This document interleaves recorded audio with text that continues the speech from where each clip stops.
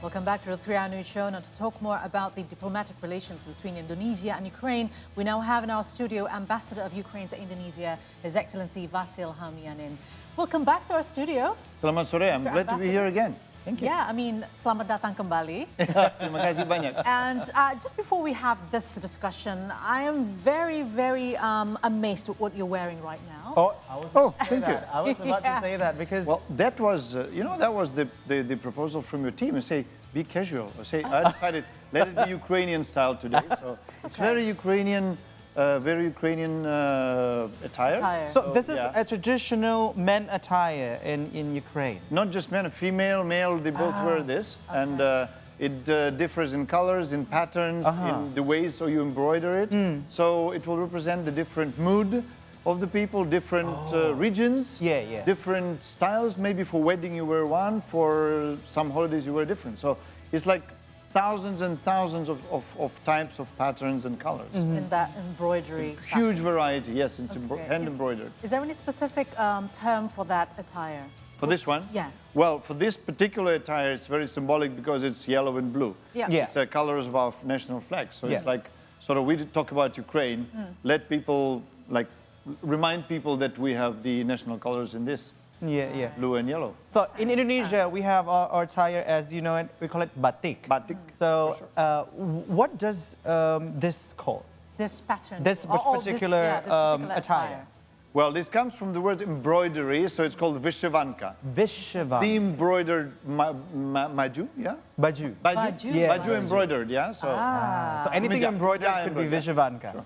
Yeah. This is very interesting. Very interesting. Now, talking about Indonesia and Ukraine, and you've been here for quite some time as well. 3 years. 3 years so far. So how does Ukraine, in your view, to see the evolving geopolitical climate regarding its future relations, especially with Indonesia? Well, we are in the epicentrum of geopolitical climate now, global, because we're still in the middle of the very brutal Russian aggression. We are fighting, we are resisting, so we are losing people every day. So, as you can remember, like a couple of days ago, the huge strike on Ukraine with 200 missiles.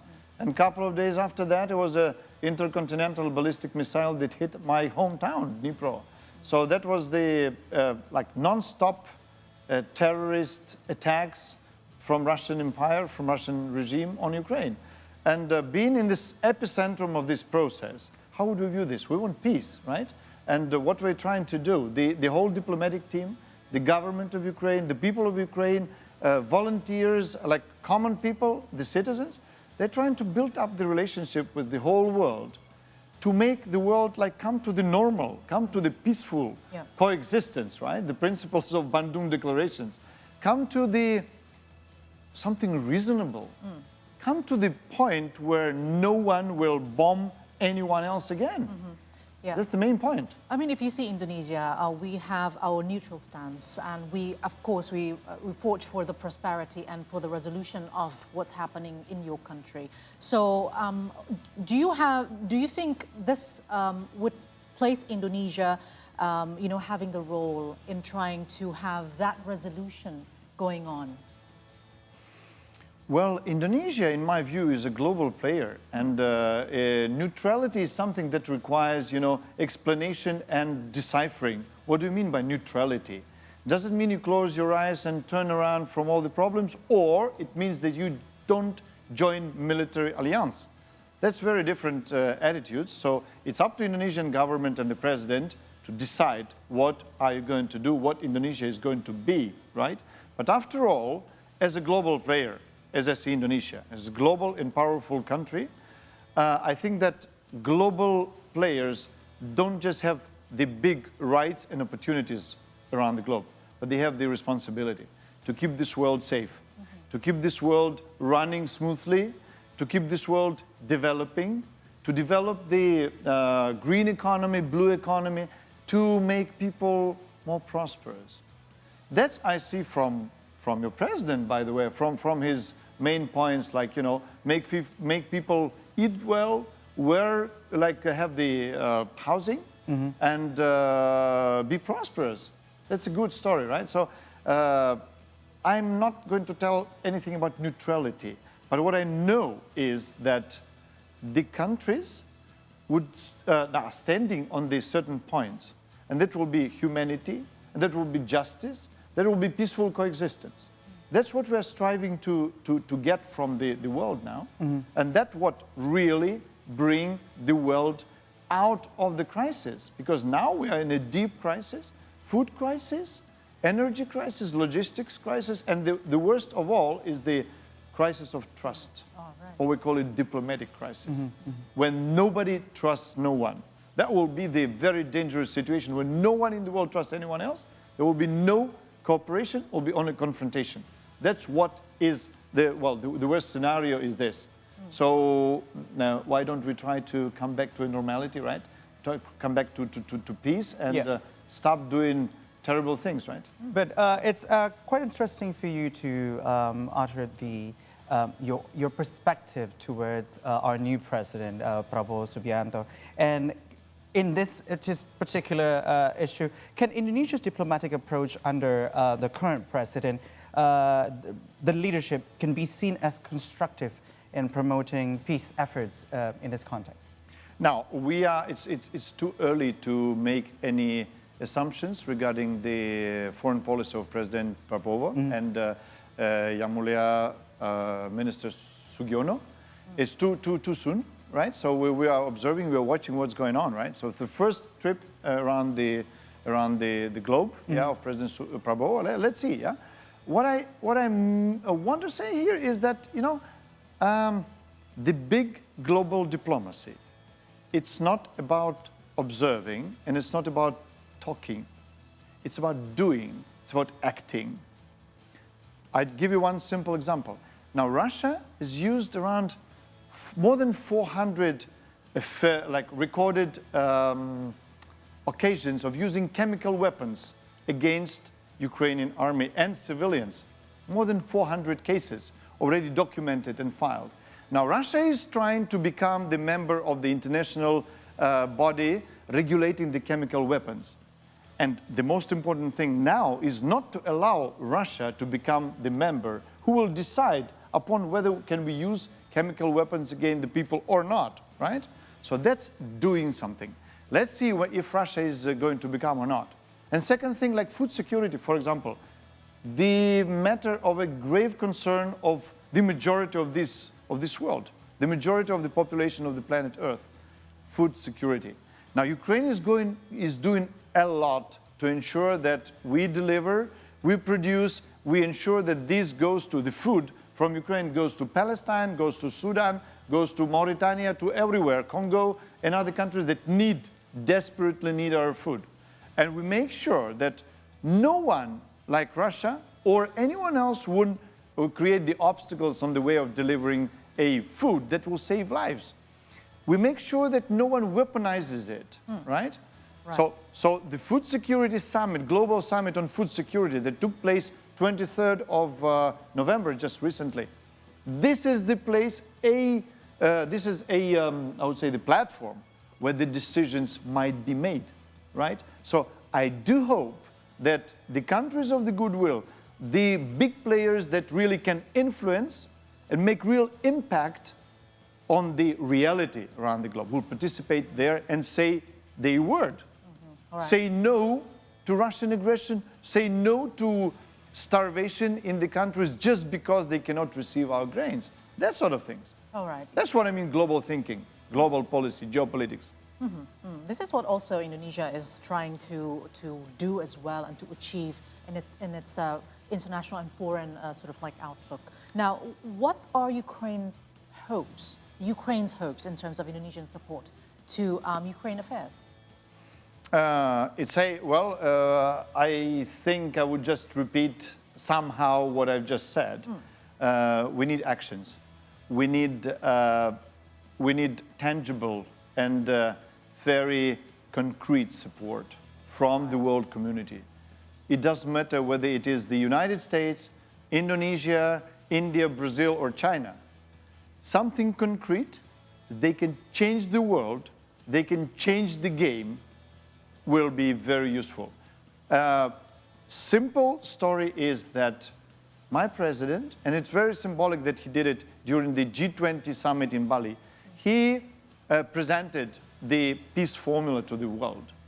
Peace formula, 10 points, which actually correspond perfectly with the Bandung declarations, 10 points of peaceful coexistence, right?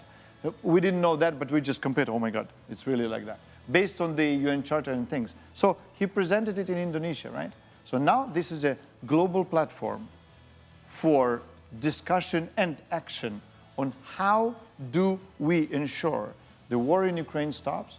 How do we ensure that even with some negative impact, we can make the food deliveries happen?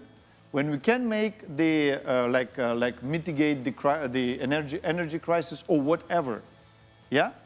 This is a big discussion platform, a very useful and very efficient as the reality shows. So I really hope that Indonesia would participate in that discussion, be actively involved, like bebas aktif. Yeah, I very highly respect this formula. Yeah, so I really, you ask me what do I expect from Indonesian policy?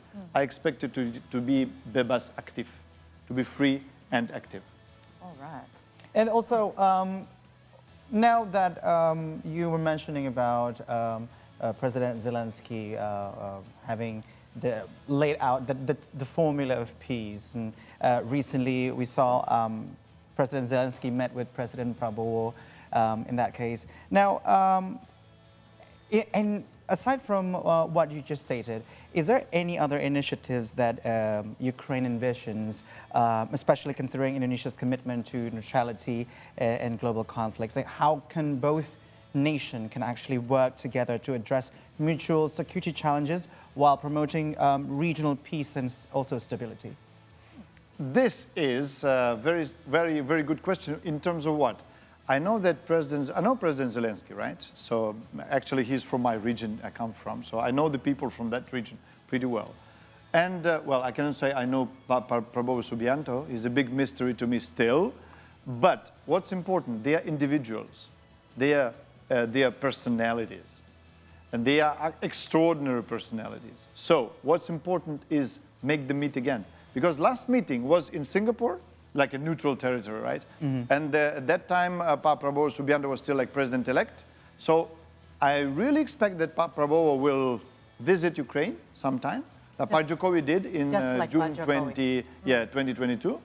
And I hope that Prabowo will find his, like a gap, couple of days in his schedule and visit Ukraine in this very dangerous, very difficult, but important times for the whole humankind. And then they will discuss, because I think there's a lot to discuss between them. It's the global defense system, global security concerns. It's, again, food security. It's, again, the global logistics. It's things that are of grave concern of every country in the world. We don't stop this war Russia started against Ukraine, we don't stop it now, then in a couple of years it will be the global war. Nobody knows. You know, during the Second World War, people did not talk about it as the Second World War. It was just a war. People trying to survive and tried to, you know, to save the world, right? Only after that, it was this. We don't know if the Third World War or World War III has started or not. I hope no.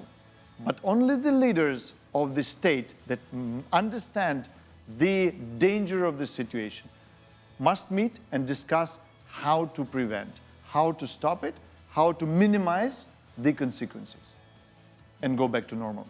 Now, we have also noted that there is quite a good number of trade between Indonesia and Ukraine. It passes 1 billion, if I'm not mistaken. It's less than that, but it was 1.3 billion, but after the war, because of Russian blockade of Black Sea, it dropped to 300 million or something. Now it's back to normal, I think. Well, close to that 1 billion, but it's still two positions, gandum and palm oil. Is there any way that we could actually enhance and have a more staggering number in terms of trade between the two nations? You know, we're trying hard to do this because traditionally, there were, I repeat, there were two items, one gandum from Ukraine and palm oil from Indonesia. But we have, now we've prepared a package of investment projects, of high technological projects, targeted at cleaning up Jakarta's air, at cleaning up garbage and process it into something I don't know, into paper or something else. Something useful. Yeah, a lot of Ukrainian technologies are targeted at that, a green economy, blue economy, and all that. So some projects are really targeted as the energy savings.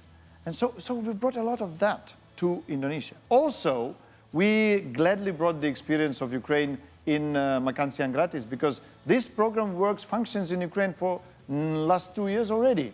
So we introduced this for the kids of Murid in primary school. 2 years already. It works perfectly, functions perfectly. So we wanted to share this experience with Indonesia, because this is about global things. It's not about, oh, we have this, we would not share. No, we share. We are ready to share our experience, our technologies, our expertise, because this is global. This is for the humankind. Doesn't matter who you are, Indonesian, Ukrainian, Sundanese, or the Western Carpathian. We are humans, and humans must help each other, not kill each other. Yeah? Yeah. I mean, you're talking about the nutritious lunch program of Indonesia. Now, this is what I want to ask. How does it work in Ukraine when it comes to the nutritious lunch for students? Well, recently we had the School Meals Coalition summit happening in Kiev, and unfortunately I don't think that anyone from Indonesia participated. Maybe just because of the transitional period, but we invited top officials of the government to participate. There is an international coalition, School Meals Coalition, which Ukraine is a member of, and the 3 targets for this: school meals must be safe, must be nutritious, must be cheap. And this will lead us to many, many spheres of life. How do we build kitchens? Where do we build kitchens? How do we buy products? How do we make sure the products are not top expensive? How do we make sure that these meals are delivered from the kitchen to the kids safely, so there will be no bacteria and things? A lot of things. Actually, you look at this simple story. It's not simple. It's very complicated, but if you go your own way, if you try to develop and explore your own way, it will take years. Now, use our experience. Yeah. We're ready to share. I mean, if we could compare Ukraine to Indonesia, we are such a big nation. We are a huge archipelago country. Do you think, is there anything that could perhaps, we could replicate what Ukraine did in Indonesia, looking at all the obstacles that we have here in the country? I mean, yeah. The principles are the same. So to make food nutritious, right, you have to use protein, whatever it is, protein and then vitamins, minerals, all that. So it's widely known things. Use telur, use ayam, use cereals and things, blah, blah, blah. Yeah, you know this. How to cook, or how to sterilize, these are universal things.